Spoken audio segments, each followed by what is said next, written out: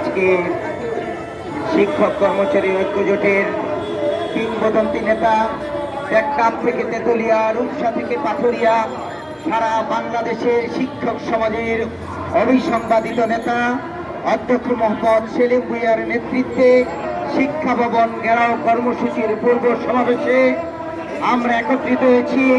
গুরুত্বপূর্ণ বক্তব্য রাখবেন আমাদের সংগ্রামী কিংবদন্তি নেতা।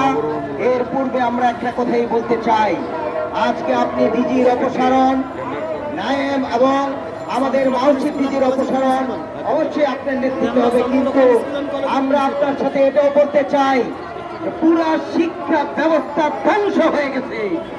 এই ধ্বংস ব্যবস্থাকে থেকে বাঁচাতে আপনার মতো নেতৃত্ব প্রয়োজন। তাই আপনার নেতৃত্বে বাংলাদেশে যে সরকার সংগঠিত হবে, আপনার নেতৃত্বে আমরা সেই শিক্ষা ব্যবস্থার পরিবর্তন চাই। এবং আজকের এক দফা এক দাবি, আমাদের এই ফ্যাসিবাদীর যে রক্ত, ফ্যাসিবাদীর যে চরিত্র, ডিজি, মাউসি এবং নায়েমের পদত্যাগ দাবি করে আমার কথা এখানে শেষ করছি।